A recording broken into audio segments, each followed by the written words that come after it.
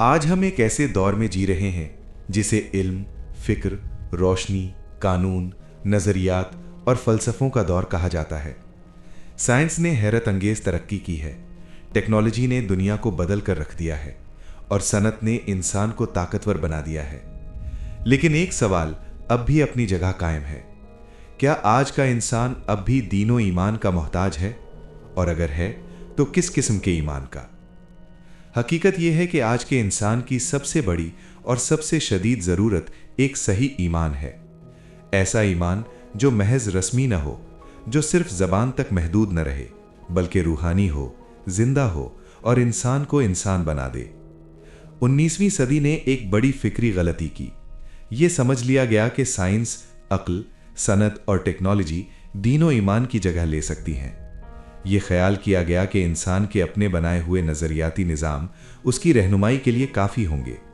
लेकिन आज तारीख ने साबित कर दिया है कि ये तसव्वुर एक संगीन गलती था। आज यूरोप हो या अमेरिका, रूहानी तशनगी एक हकीकत बन चुकी है। इंसान के पास सब कुछ है मगर सुकून क़ल्ब नहीं।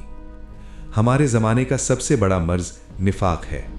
दिल में कुछ और, ज़बान पर कुछ और। असल ख़तरा अमीर और गरीब का फ़र्क नहीं, बल्कि वो फासला है जो इंसान के ज़ाहिर और बातिन के दरमियान पैदा हो चुका है।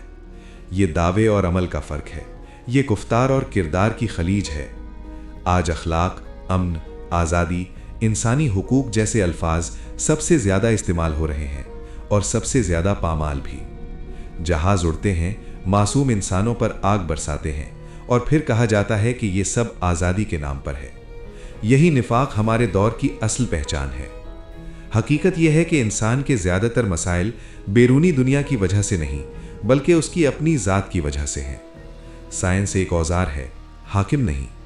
इंसान साइंस को अपनी ख्वाहिशात के लिए इस्तेमाल करता है, कंट्रोल नहीं करता। आज इंसान खला में पहुंच गया, चांद को मसख्खर कर लिया, समंदरों और सहराओं को फतह कर लिया। लेकिन एक जगह ऐसी है जिसे वो आज तक फतह नहीं कर सका, और वो है उसका अपना नफ्स। इंसान ने कायनात को तो मसख्खर कर लिया मगर खुद को नहीं।